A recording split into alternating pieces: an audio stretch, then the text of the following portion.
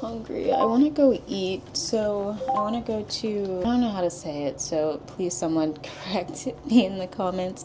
Granville Island. I think it's like similar to Pike Place, but for Vancouver. That will be a good place for me to get something to eat, just walk around, chill for the next couple of hours before I come back.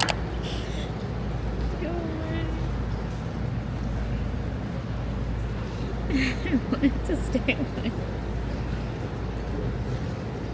But yeah, shout out to TikTok for all of like the recommendations. Honestly, like TikTok is such like a good tool for traveling, like if you want to know like what there is to do in a new city. Most of my itinerary is from TikTok, and then I did like my own research online, obviously. As a woman, a black woman especially, in like a new city, you want to make sure that you're safe like at all times.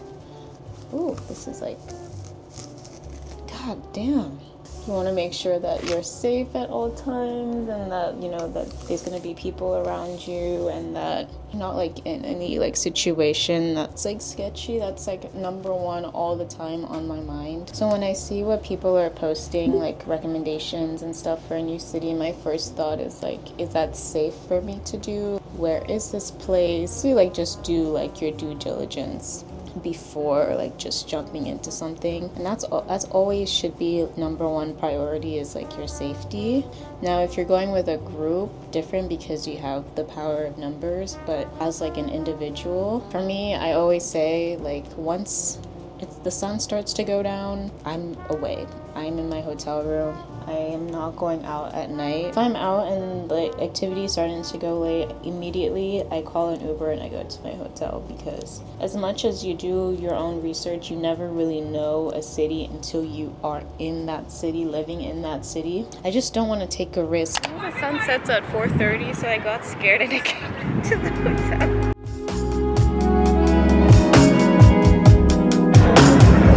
I decided to come back at night. It's a vibe. I'm a little bit scared, but it's a vibe. I'm just sad that I have to leave tomorrow. I wish I could like travel all the time. But I'm back at the bean where we started this morning. I'm gonna head back to the hotel now. I'm very, very sad, but you know what? It's okay. We can always come back another time. But this was a really fun last minute trip. It was really, really fun, and I really, really enjoyed myself, and I'm honestly so grateful that I can do these things. I got sushi and then I went shopping. I just want to go back to the room, eat my sushi, and enjoy the rest of the night, and that will be all. It's been a vibe. The city is so pretty. Like, look at the city. So cute. As you can see, pitch black outside. Guys, I'm kind of scared walking here. The man told me there was like jaguars and stuff like that here. So yeah, no thanks.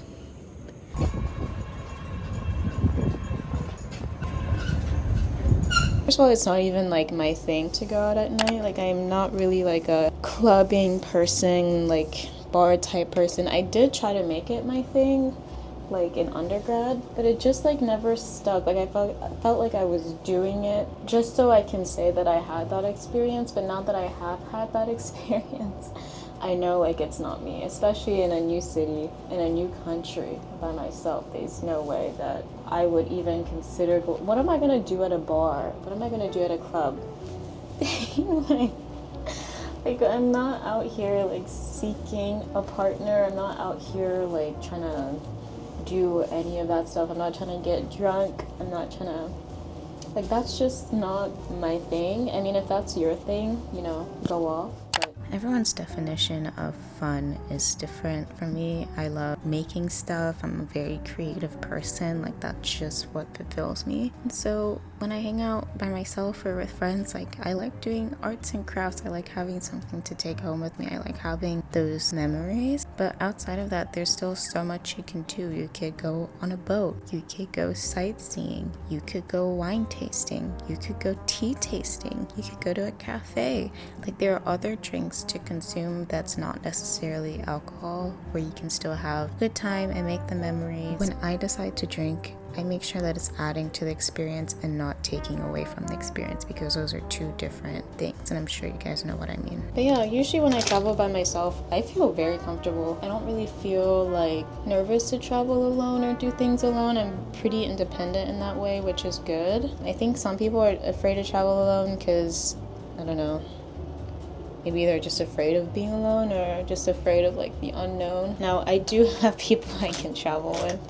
It's just that, like I said, most of my travel is so last minute that I wouldn't expect anybody to keep up with my schedule, especially if I'm like, oh, in 2 days I'm going to Canada.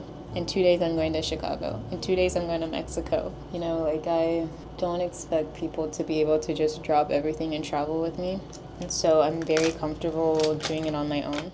Guys, I think I'm gonna book a ticket for tomorrow. Literally, the flight leaves in less than 12 hours. But it's a long weekend. I don't have work on Monday, and I'm like, I need to get out. Is this the most responsible thing to do?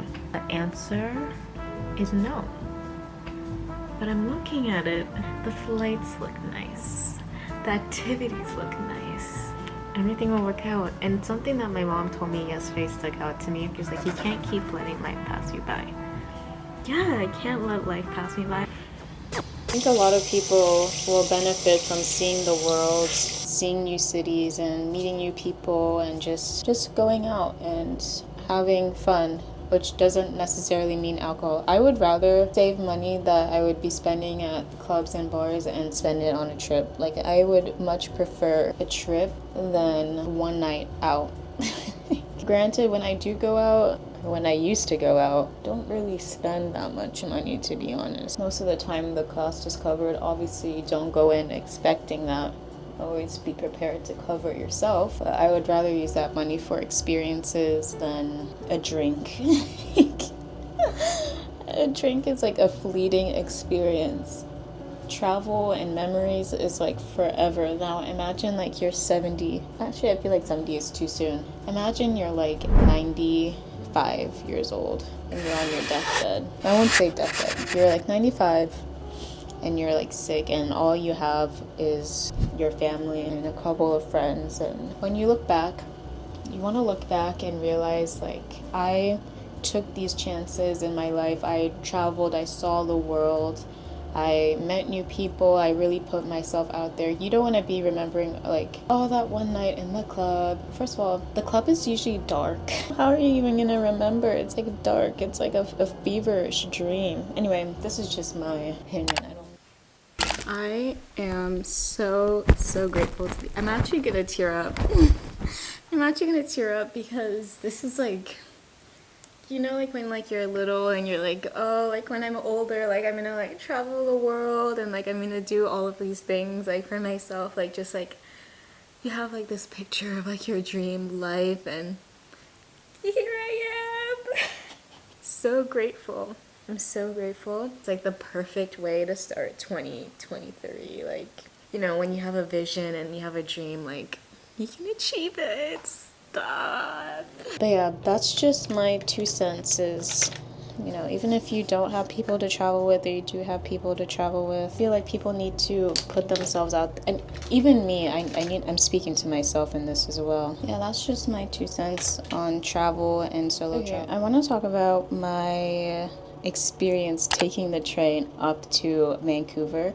First of all, if you are ever in Seattle and you want to come up to Vancouver, definitely take the Amtrak. Like, that was so much fun. It's like a 4.5-4 hour train ride up, and it was so beautiful to see like just the different landscapes. Obviously Seattle is like right by water, Vancouver is right by water, but you get to see like all these mountains and like the farms and the water and the snow. Like, you just go through, it seems like, all 4 seasons, and it's really short and it's very comfortable. Like, first of all, the train was not even full at all, so I had the whole row to myself. And then I went and I got like a little breakfast sandwich, which was not that expensive either.